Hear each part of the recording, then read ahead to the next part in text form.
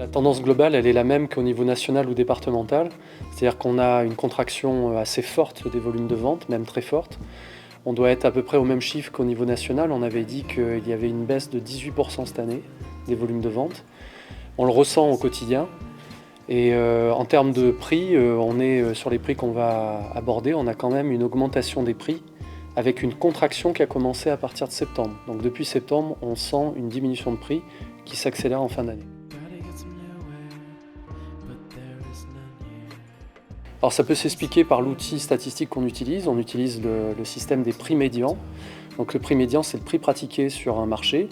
Donc il suffit que la demande se déplace d'une typologie de bien à un autre, qu'on achète des biens plus qualitatifs pour que les prix augmentent en réalité.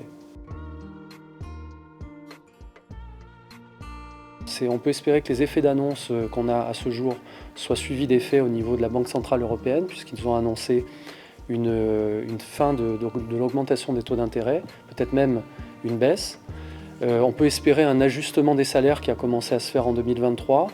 Et si la contraction des prix qui a démarré au mois de septembre se poursuit, il y aura un réajustement peut-être suffisant qui permettra certainement au printemps un redémarrage.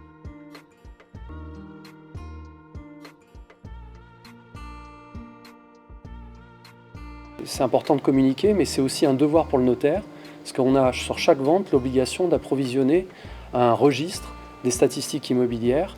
Et ça, c'est à la demande du garde des Sceaux qu'on le fait. Et après, c'est analysé par l'INSEE. Et c'est ce qui permet d'avoir des repères au gouvernement et puis pour les professionnels de l'immobilier. Donc ça paraît normal qu'une fois par an, on puisse retranscrire au grand public les éléments statistiques que l'on a collectés.